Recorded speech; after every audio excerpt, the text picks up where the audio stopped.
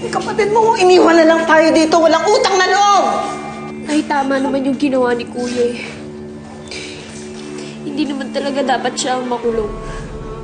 Ano? Isa ka pa gagayahin mo yung kuya mo? Ano, gusto mo din bang makulong ako dito? Hindi naman ho sa ganun, Nay. Pero mali pa rin po na maparusahan pa si Kuya. Na idiniin niyo pa siya. Ikaw tumigil ka, kundi babanatan na kita eh. Ha? Gusto mo bang sunganin ko yung uso mo, ha? Ha? Ha? Hoy, Alexandres, tama naman yung sinasabi ng anak mo eh. Eh, ikaw naman itong mamamatay tao. Dapat nga makulong ka. Makasalanan ka na nga. Masama ka pang ina.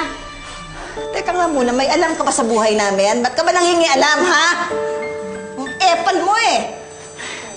Pakialamera kayo, wala ka namang alam sa buhay namin. Hoy, hoy! Nga, tumahimik kayo! Tama na yan! Ikaw, Carla de la Paz, makakalabas ka na. Ayan. Naku, makakalabas na ako. Dalian niyo. Dalian niyo. Tumayo ka na. Oh, hindi ikaw. Si Carla. Hindi, teka. Hindi ka pwedeng lumabas. Wala naman Carla. akong kasalanan. Teka muna. Bakit yung anak ko lang ang lalabas? Ako may karapatan din akong lumabas dito dahil wala akong kasalanan. Hindi ako kriminal. Si Carla lang. Hindi ko.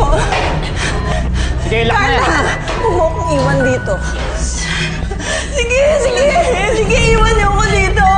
Ngayahin mo yung kuya mo. Sige, padabalaw kayo. Wala kayong kwenta. Wala kayong mga utang na loob. Sige, pabayaan niyo akong mapulok dito.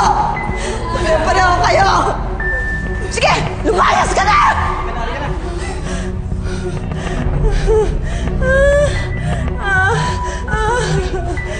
Yan, iwan ko tuloy ng anak mo. Para makakalabas. Pwede ba tumahimik kayo, ha? Wala ka nang kakampi dito eh. Tulog ka na lang kaya.